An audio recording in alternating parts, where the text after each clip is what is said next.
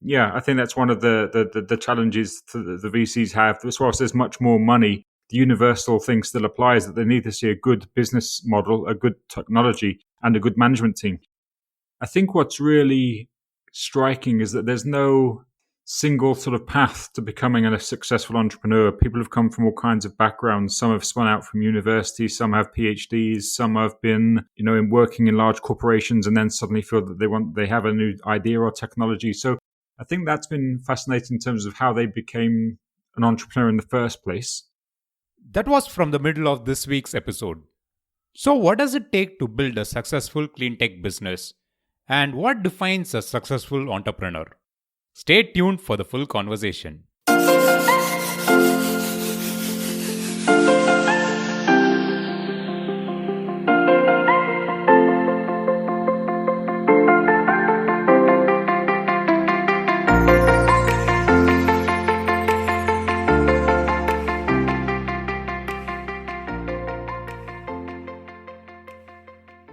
Hello and a warm welcome to yet another episode on the Mission Shunya podcast.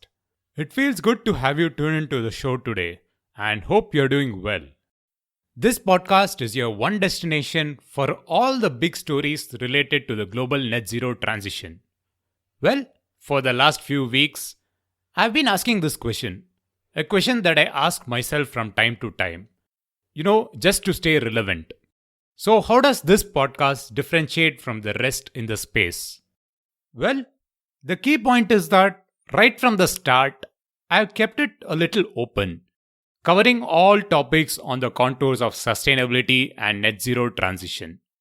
I haven't been very specific about a technology, a solution, or a certain aspect like policy or investment trends or anything like that. The point is to give you, the listeners, all the interesting stories that I think you should be knowing and you would like to know around this global transition.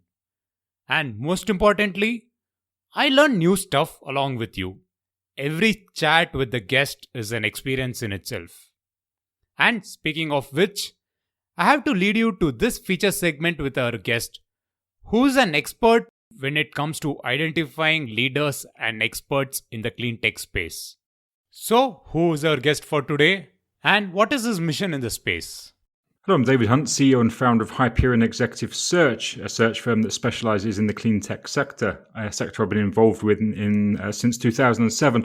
I'm also the host of the Leaders in Clean Tech podcast, where so far I've interviewed over 80 CEOs and founders and entrepreneurs within the sector.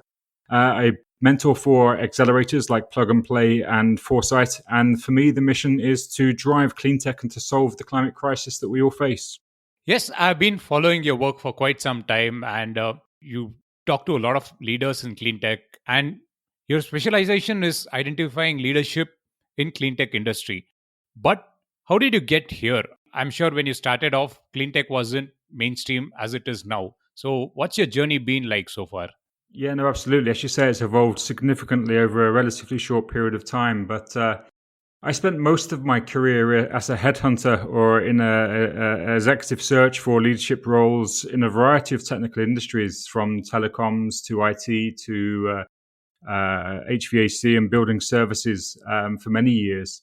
And just by coincidence, back in 2007, I was approached by a friend of a friend who was looking at maybe setting up a solar business back at that time. Okay. And in truth, I'd had a little bit of too much time in hotels and in airports and figured that, hey, this would be interesting. So I did some research into solar. I knew nothing about it at that time. Saw a lot of what was happening across the world, in particular in Germany with the Energiewende there. Mm-hmm. And was amazed at just how sustainable you could be, even at that time, although, of course, it was much more expensive at that time. So I actually set up a solar business in the UK, an EPC business. So we installed solar for both residential and commercial businesses. And I built that business myself from the two of us to about 50 people over a relatively short period of time. And just loved the whole concept of being able to generate your own energy and be self-sufficient and to stop damaging the world. As we all, even back then, of course, we knew the damage that fossil fuels were doing. But after about 8 years, I kind of still had the yearning back to leadership and people, which was always my main drive and always my main love. So I created Hyperion Executive Search in 2014 to help to find leadership and talents for the nascent clean technology sector. And that's what we've been doing initially a lot in solar, and now right the way across the clean technology spectrum of renewable technologies, the mobility transition, the energy storage, and grid transitions. And it's just a really fascinating and wonderful place to be able to do your work. Well, I like this idea of where you come around like a full circle and come back to where you actually started in terms of identifying leadership potential, but in a different sector. Yeah. And 2014, as you rightly said, was when the sector was really starting to pick up. It was just at the tip of the rise of exponential curve. Now, having seen that transition right from early 2010s, so what's your opinion, like how the new leadership has come about in clean tech? I'm sure there has been a difference in how the leadership started in 2014 to now in 2020s. So what's your experience been like? Yeah, I think absolutely it's right. I mean, the founders and people that were in the sector back in 2014 and earlier, it was still, most of the battle was even to convince your friends and family that what you were doing was sensible. Fair. And let alone VCs and future employees. So of course it was very much difficult to get recognized as having a valid business model, and that there was a sector and there was growth potential. In many ways, particularly after the first sort of clean tech VC bubble bursting in around the 2000s. But as that's evolved and changed, clearly now we're in a situation where everybody understands the climate challenges and that we have to do something about this. We have to stop burning stuff, for starters, and that the technologies that all fit under the clean technology banner are those which will contribute to helping that to happen. So I think there's now a real interest in people who want to work in the sector. Of course, there's much more money coming into the sector from VCs and private equity. So there are still many, many challenges, but I think they've certainly changed from almost not being heard or even being laughed at 10, 15 years ago to now having a huge demand, which makes it difficult to find talent across all levels because the demand is very, very high. And the people who have experience in the sector, it's a very small pool of people. Exactly.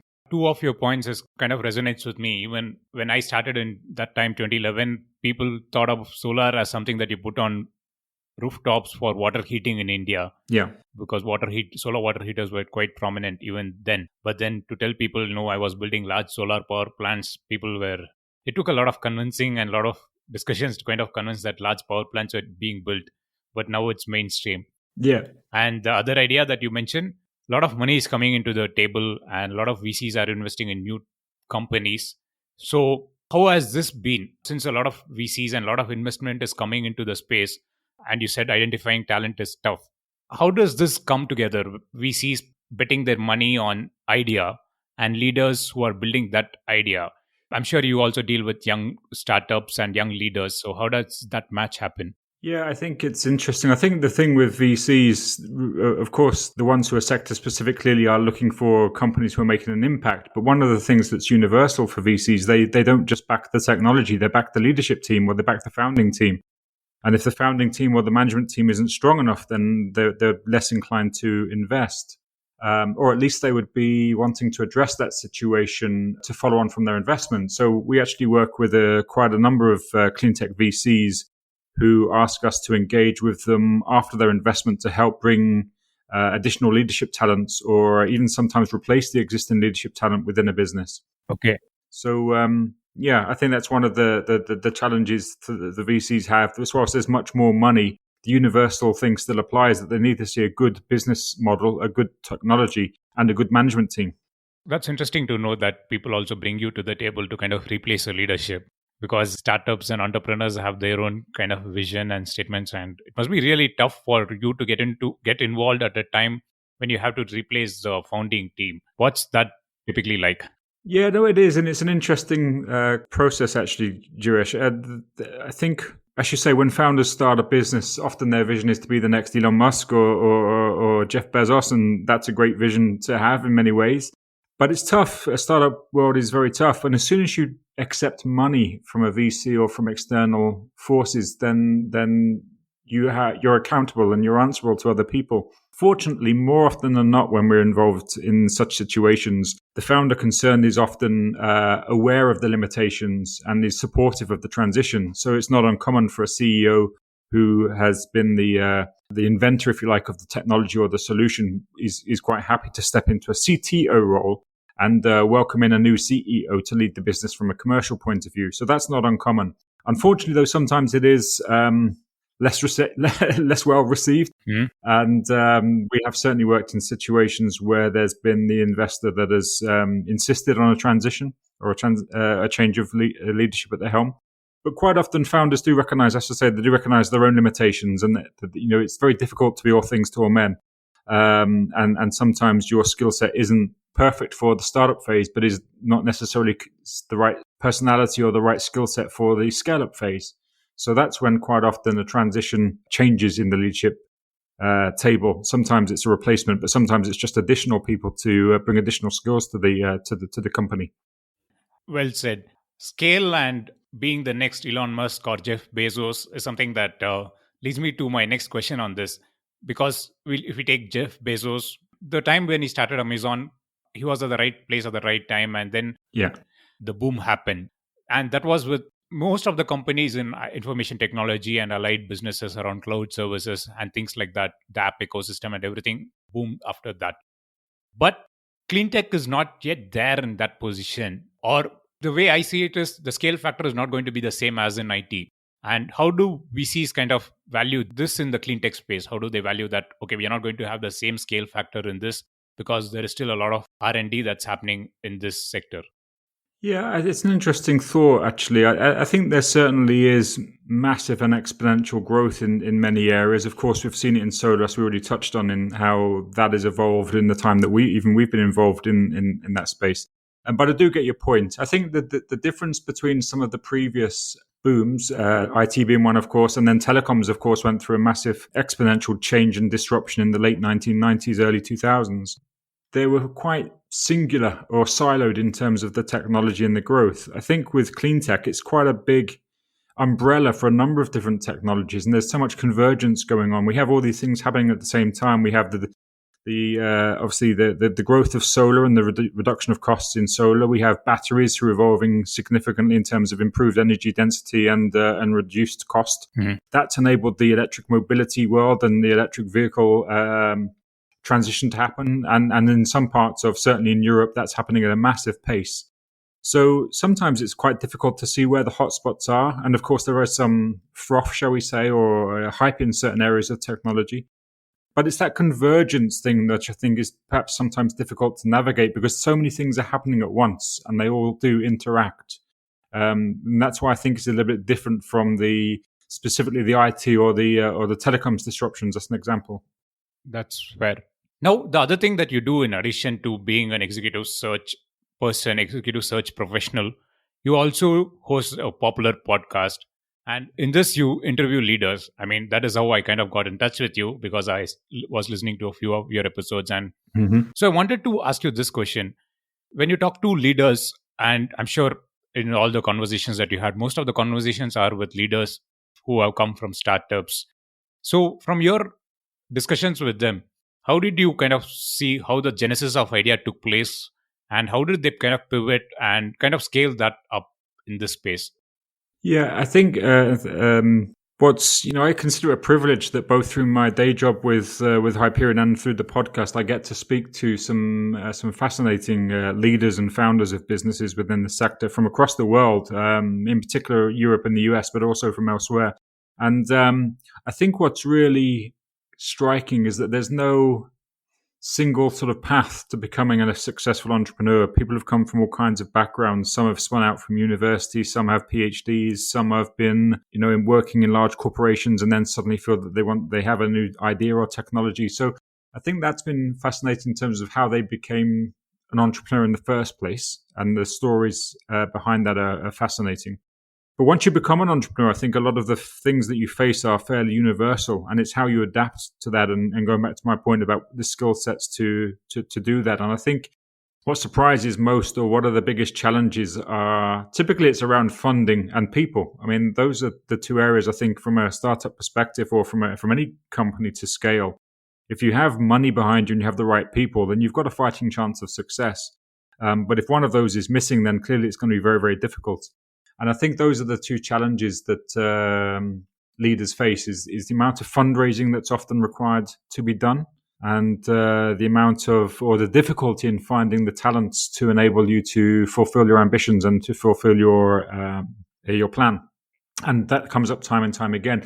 In fact, a couple of the founders, one in particular, Christoph Osterman from a company called Sonnen, who exited to, I think it was unofficial, but I think it was about £500 million exit to Shell. They were a residential energy storage battery company. They were about 30 people when we started working with them. But as a CEO, he said, ultimately, I created this company to achieve this mission. And I think he did to a large extent. But he actually spent, as a CEO, 70% of his time fundraising, which meant, that left a little bit of time for operations, for commercial activities, for building the team, and for other factors. So he found that a real challenge, to have to spend so much time continually looking for additional funds. But that's not a lone story. Lots of people find that they have to spend so much time either looking for money or looking for people. And that's not necessarily the vision they had when they started the company. That's well said. Sonnen is a good story, and glad that you mentioned this, because Sonnen, as we know, kind of when they sold out to Shell, it was a big acquisition by Shell at that point, because they were just transitioning to the new energy team. And Now, interestingly, as we speak, and as you mentioned about identifying the problems, idea being one good thing that startup founders have in their mind, but funding and people is something that they get as they move along. In this time, in this post-pandemic world, how has this transition been in the clean tech space? I'm sure a lot of entrepreneurs or a lot of people with ideas are reaching out to a wider network. Mm-hmm. I still see there's a lot of activity happening around the world, people bouncing ideas with people around the world and seeing that, okay, this could be possible because most of it is remote, or we could do on and off and things like that. Do you see a change post this? Yeah, I think the pandemic's, of course, on a personal level, it's been very difficult for everybody and tragic for some. But I think there have been some positives in terms of, from a talent perspective, being able to look at people working remotely. And from the fact that we're just so much more now used to engaging over platforms like Zoom or Teams or other such platforms, where your location is less important and you can access information, you can access and have conversations and meetings with VCs that you might not otherwise have had. And I think it's certainly been a good platform to enable greater levels of collaboration. I think one thing that's been really interesting, Girish, in the last few years has been the increase of incubators and accelerators and such programs that encourage and nurture startups and enable them to meet the right VCs, to meet the right strategic partners, and to create an environment where there's a lot of support. I mentor for a couple of VC accelerators like Plug and Play and Foresight Canada and some others. And I think that's a really positive thing. And I think it's really been enabled, going back to your original point, knowing that some of the cohort now, you don't have to relocate to Silicon Valley or to Amsterdam or wherever the cohort or wherever the accelerator is based. So much now is being done online. And I think it does give people a much broader access to mentors, to VCs, to funding, to support, and to their peers, to other founders who are in similar situations. Well, your point actually resonates with another point that I heard on probably a podcast. Again, I think it was from another accelerator program. And that was the same thing that he also echoed. The founder echoed that post-pandemic, he has been very busy in compared to normal times, because in normal times it was structured. You have meetings in one place and you have ideas coming there. But now in this time, people are just reaching out to him at like random hours. Yeah. And he's getting a lot of good ideas and they're actually doing well. So, well, that's a valid point. Now, David, as a executive leader, search professional, what is, in your view, are modern leaders, are they looking at, because we spoke about people coming from different parts of the world, they are not just focused on, let's go to Silicon Valley, let's get our idea incubated there. They are looking at it, doing it from different parts of the world. So the new age leaders in clean tech, is the global market the choice right from the word go, or are they still thinking being focused on being a niche geography player? Yeah, again, it's an interesting point. I think broadly we accept and know that the challenges are global and therefore the solutions need to be global. And ultimately, I think most businesses do see internationalization as important. And that's good and bad. I mean, we're living in a time now, picking up on the point of post-pandemic, where it's easier to, even though we can't actually travel as much as we could before, we in principle can engage with people globally much more easily. But as a startup, sometimes the temptation to move to a bigger market can be a distraction and can stretch your resources too thinly, both as a company and as a leader. And so it's about timing. But I think certainly everybody sees this as a global problem. You know, the drive to mission zero, as you well know, is a global one. And I think people see solutions need to be global. And I think founders see themselves as global entities mostly. I don't think I know of too many companies who've set up to always be a local or a single country player. But of course, then it's the timing, the resources, the people, the money that enable that growth to happen. But I certainly think it's a global problem, and most entrepreneurs see themselves as providing a solution beyond their own borders. True, it's a global problem, and the very fact that we are collaborating on this is again because it's a global issue, and people are just curious to listen to conversations around this, and it's definitely emerging to be a good one. Now, you did mention about funding. People are very important in addition to having ideas. What, in your opinion, should leaders have when they are incubating or starting to grow their business in addition to this people, funding, and ideas? What do you think are something that they miss? I think sometimes it's tempting to fall in love with the technology or the solution that you've invented and to be so focused on its capabilities in your mind that you don't necessarily think of whether the problem is big enough to have a successful business. So what I would say is always to look at the market fit. You know, what's the addressable market for the technology or solution that you want to bring to the marketplace? Is there timing's critically important, as we touched on before. You know, it's a lot of this is about being in the right time in the right place. But also sometimes it's around. It's okay to have a fantastic technology, but does it solve a big enough problem for enough people to enable to attract the investment and the scale to make it a success? So I think that sometimes, as I say, I've seen people who have been that focused on the technology, they forget to look at the addressable market and whether it actually solves a big enough problem. Well, in that case, a product market fit of the good old times still stands very relevant at this time, even though we say the market is global and the challenge is evolving. So still the product market fit has to be as crucial as it was a couple of decades back as well, right? 100%, absolutely, and that's certainly the VCs and the funders will look exactly at that. What's the product market fit? Is where's traction? And quite often, of course, there is some limited funds pre-seed, and while companies are still in the idea stage, but primarily the money comes once there's some traction, and traction only comes once there's at least some sign of a product market fit. David, now if I were to put you on the spot as someone who identifies people who have leadership potential, what is that one thing that out of the large set of people that you have interviewed or you continue to interview for leadership positions, what is the one thing that you look for in leaders in the clean tech space, in addition to kind of being passionate about an idea or having the right connections to the right people? Yeah, again, a good question. I think there's one thing which has changed and become much, much more important than it ever has. You've of course got the standards of, the abilities to be resilient, the abilities to look at product market fit, the ability to engage and build people. But I think increasingly founders and CEOs need to be visionaries, and they need to express that vision, and they need to be able to communicate. And certainly, the ability to communicate on a number of different levels and to a number of different audiences is critically important. For example, from commercial purposes, then it's important to be able to engage in things like podcasts or social media, or to be visible in the world and to be a thought leader. I think increasingly that's important for leadership, to the ability to be seen as someone with credibility. And then, of course, within your communication, you've got to be able to continue on a daily basis, share the vision and the mission of the company with your employees at all levels, whether that's your co-founders, whether that's your senior management team, or whether that's the juniors and the new people that come into the business. So I certainly think the ability to communicate is increasingly important. And again, going back to the point now, we don't have, certainly haven't had for the last couple of years, and in a hybrid future, we may not have as many face-to-face contacts as we were used to having. So the ability to communicate without that face-to-face contact, whether that's on Zoom or telephone or however you do that, I think that's really what I look for and my clients look for now is one of the factors among many is the ability to really share a vision with passion and authenticity to a variety of different audiences.